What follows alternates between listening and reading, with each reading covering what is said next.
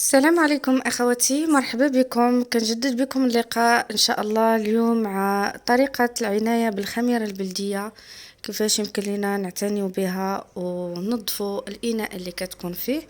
أنا كيف كتلاحظوا ما عجنتش بها البارح، وشوفوا كيفاش ولات فاضت.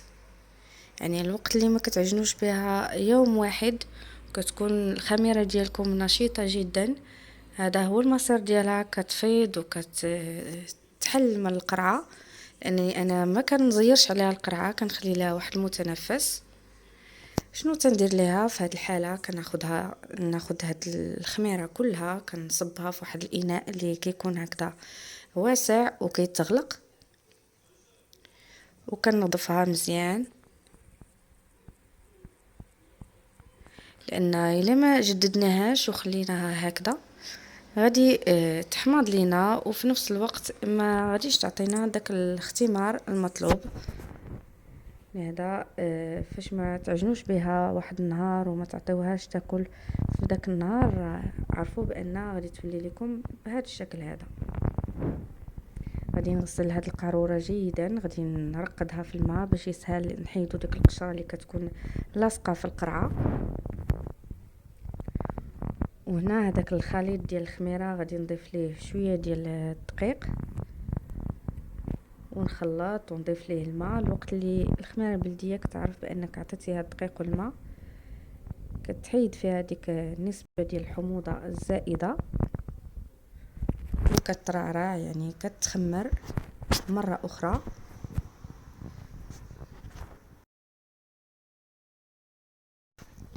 كنعطيها الدقيق مزيان وكنزيدها الماء، ما تكونوش بخلاء عليها بالدقيق، راه الدقيق هو اللي تيخليها تخمر مره اخرى بخميره طبيعيه بدون حموضه.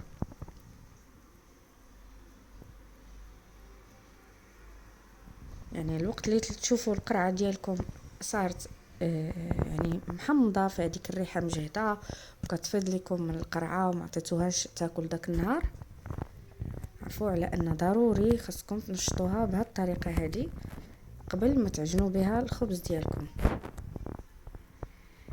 صافي تنغلق عليها في هاد العلبه هذه ونخليها حتى الغد لي كاع، نخليها ترتاح تماما.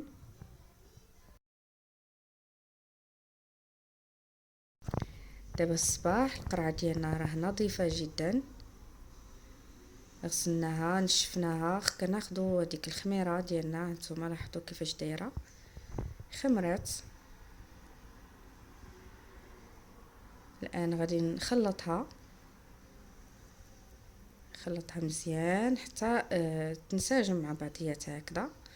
نتوما الوقت اللي كديروا الخميره هاد يعني هاد العمليه هذه هي كتحس بان هناك شخص كيعتني بها، لان كيف كنقولوا ان الخميره البلديه مثل الكائن الحي، كتبغي العنايه، كتبغي النظافه، كتبغي اللي يعطيها الماء والدقيق وكذلك الهواء. ما تخليوش القرعه ديالكم مزيره تماما وتفيض لكم تطلع لكم الخميره حتى الغلاقه ديال القرعه وما تلقاش فين تفيض. انا دائما كنخلي القرعه فيها واحد شويه ديال المتنفس حتى هكذا الى يعني بحكم الضغط، يعني بحكم الاختمار وقوه الاختمار ديالها كتلقى فين تنزل، وحتى الهواء كتشرب الهواء، لان الكائن الحي كيبغي حتى الهواء يتنفس به.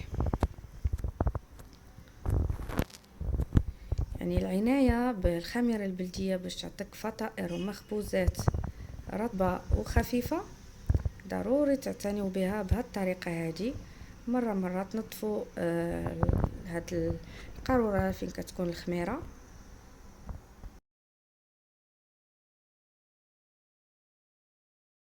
وبالنسبة للناس اخواتي اللي ما كيعجنوش يوميا او تيعجنوا مره في الاسبوع وكيبغيو هكذا تبقى عندهم الخميره البلديه، كيسولوا دائما واش يمكن لي نوضعها في الثلاجه. نعم ممكن انكم تحطوها في الثلاجه، والوقت اللي غادي تخرجوها من الثلاجه باش تعجنوا بها ديروا لها هذه العمليه، ديروا لها الدقيق والماء وخليوها هكذا يعني تنشط يعني من جديد عاد باش تعجنوا بها.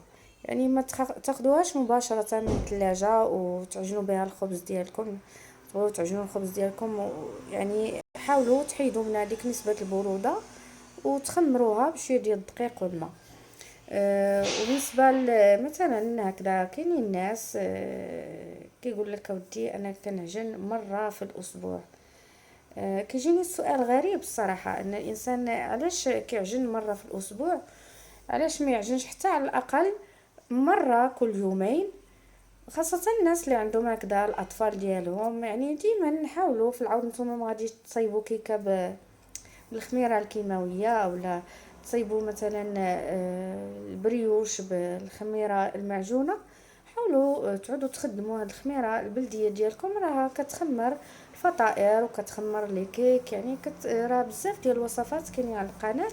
ما عليكم الا تشاهدوا الطريقة لتحضير هاد الوصفات بالخميرة البلدية، وغادي هكذا تكونوا حضرتوا وصفاتكم صحية، وفي نفس الوقت استعملتوا الخميرة البلدية ديالكم.